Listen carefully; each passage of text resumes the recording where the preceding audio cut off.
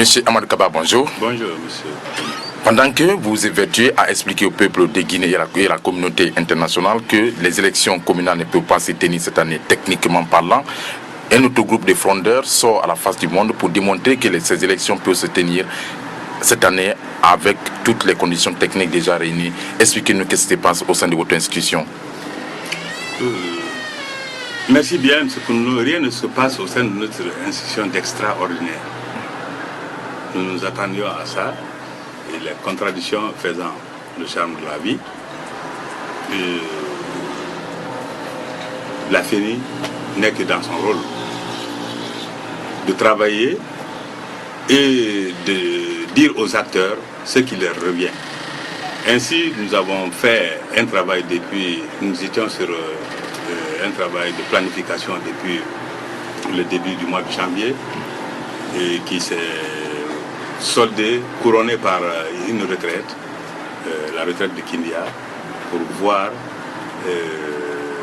la faisabilité des élections que nous avons dans les mains, à savoir les élections communales et l'élection présidentielle. Nous avons examiné au peigne fin tous les détails et le résultat fut que l'élection présidentielle soit tenue en 2015 et à la suite nous tiendrons les élections communales. Et cela découle des arguments techniques et non des arguments politiques.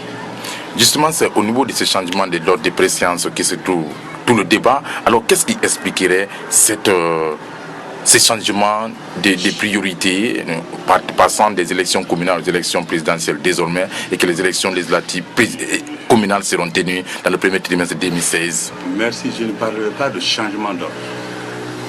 Dès lors que 2014 est passé, où la FENI s'est battue pour la tenue des élections communales, en 2015, il n'y a pas eu de changement d'ordre. Il y a eu examen de notre plan opérationnel, de nos activités en face, des opérations électorales en vue, et pour prendre une décision que la CENI assume pleinement. Et donc la préséance donnée à l'élection présidentielle découle d'un travail ardu, d'un travail technique que la FENI tient à exécuter à 100%. L'opposition se rabat sur les accords du 3 juillet 2013 qui devraient en principe être un bréviaire pour la CENI, mais malheureusement vous ne les avez pas respectés et que ces accords prévoyaient la tenue des élections communales avant les élections présidentielles. Oui, en 2014. Je vous le dis, je vous répète, et la FENI était dans cette logique. La FENI s'est toujours battue pour les accords du 3 juillet. C'est pour cela qu'elle a demandé de changer l'opérateur partenaire de la CENI. La CENI l'a fait. Les accords l'ont exigé. On l'a fait. On a recruté en bonne et due forme un autre opérateur chargé d'améliorer le fichier. Cet opérateur a rendu les résultats au mois de février 2015. Sans parler d'Ebola. Vous voulez parler de ICD? ICD. Les accords ont exigé de changer d'opérateur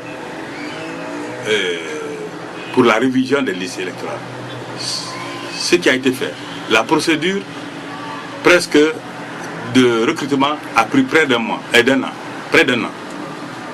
Ce qui fut fait, c'est Gemalto qui a recruté une société française pour faire la révision. ICD a fait son travail à la satisfaction de toute la CENI.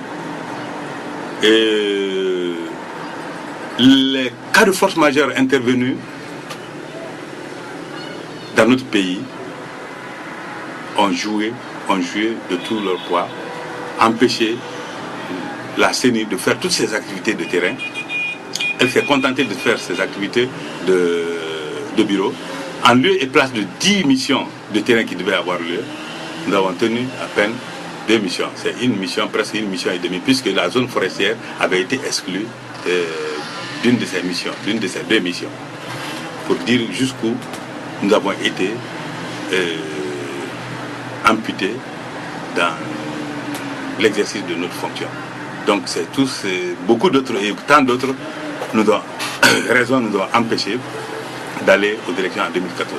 Une fois cela, en 2015, nous avons décidé de ne pas sacrifier l'exigence qui est sur nous, de ne pas sacrifier l'exigence constitutionnelle qui s'impose à nous.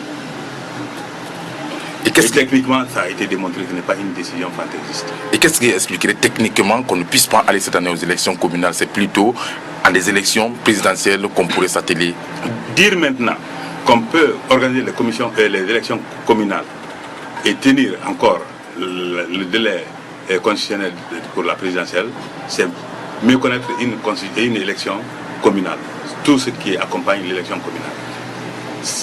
À partir de la production des cartes d'électeurs, il y a des activités qui peuvent prendre près d'un an. Une élection communale est 3 fois plus compliquée qu'une élection présidentielle. Comment elle est compliquée? Elle est compliquée puisque les circonscriptions diffèrent. Avec une seule circonscription ou avec 33 circonscriptions, ce n'est pas le même problème que 343 circonscriptions. Et ici, ces 343 avaient les mêmes problèmes. Problème de candidats, problème de liste, problème dans une circonscription, il peut y avoir 5 ou 6 formations politiques qui ont leurs choses. Et sans oublier aussi que les candidatures indépendantes sont autorisées pendant l'élection communale. Et tous ces problèmes sont à examiner. Et au niveau des démembrements, les candidatures sont examinées au niveau de chaque démembrement. Et les problèmes varient. L'impression des bulletins, ça c'est un exercice très très très compliqué. Imaginez-vous, 343 circonscriptions différentes. Faire les listes différentes et les réalités propres à chaque commune, respecter cela. Dans une commune, il peut y avoir 2 listes. Dans une autre commune, 9 listes et ainsi de suite. Cela est très compliqué comme travail. Et il y a tant d'autres raisons. Les magistrats, la question des magistrats n'est pas résolue. Avec une disponibilité de moins de 150 magistrats, s'il faut trouver 343, si à l'impossible nul n'est tenu, mais nous, la FENI a le devoir d'exposer son problème à qui de droit.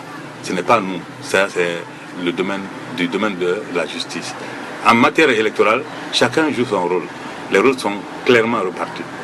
La CENI ne peut pas s'évertuer à parler des magistrats ou bien à les déployer sans l'autorisation du ministère de tutelle, de leur ministère de tutelle. Et la loi nous impose que c'est un magistrat qui proclame les résultats provisoires. C'est lui qui est le président de la commission administrative de centralisation des votes. Est-ce que la CENI peut changer ça? Non. Monsieur Amadou Kaba, vous êtes le directeur département démembrement à la CENI. Alors, nous devons partir aux élections présidentielles cette année, au mois d'octobre, le 11 octobre. Alors, à quel niveau en êtes-vous avec la reconstitution des démembrements puisqu'ils avaient été dissous le lendemain des élections législatives, comme le prévoient les dispositions? La mise en place des démembrements est une question de jour. Toutes les dispositions sont prises. Les TDR avaient été finalisés à Kindia et il reste que la mise en œuvre. Les moyens matériels, logistiques et les moyens humains sont en train d'être mis sur pied. Et ce n'est pas que la mise en place, et la formation de ces démembrements. Ça, c'est une question de jour. Et tenez-vous bien, et nous le faisons en ayant comme tableau de bord le chronogramme qui a été adopté à Kindia. Ça sera avec toutes les composantes? Avec toutes les composantes. Toutes les composantes sont invitées. J'ai des documents avec moi ici qui invitent toutes les composantes. Et à la RTG et dans les radios rurales, la lecture est contenue. L'invitation à l'endroit de ces structures à déposer leur liste à la base est en train d'être faite. Et ces formations politiques ou bien ces structures, administration ou société civile sont dans les états-majors aujourd'hui, il y a une bousculade pour la constitution de ces listes. Donc je n'ai aucun doute à ce niveau.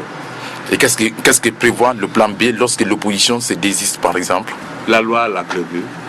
La loi 016, à son article 7, dit que si une structure ne désignerait pas ses représentants, les places restent libres jusqu'à ce qu'ils viennent de meilleurs sentiments pour envoyer leurs délégués.